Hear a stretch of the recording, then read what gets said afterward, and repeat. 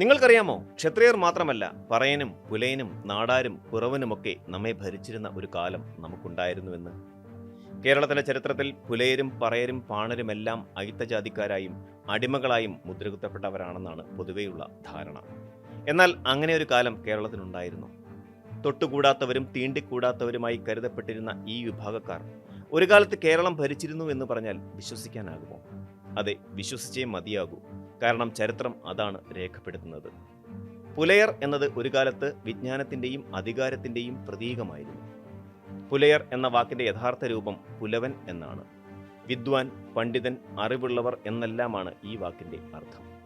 പ്രാചീന കേരളത്തിൽ അറിവിലും ഭരണത്തിലും മുൻപന്തിയിലായിരുന്നവർ പുലവന്മാർ എന്ന് അറിയപ്പെട്ടിരുന്നു.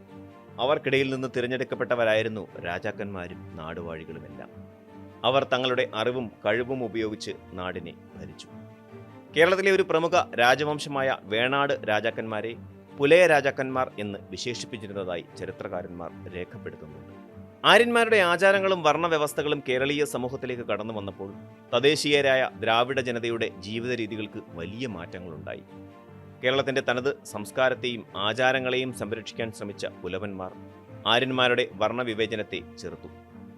ആര്യന്മാർക്ക് അഭയം നൽകാൻ പോലും അവർ വിസമ്മതിച്ചു. എന്നാൽ ദൗർഭാഗ്യവശാൽ ആര്യന്മാർ കേരളത്തിൽ വേരുറപ്പിച്ചു.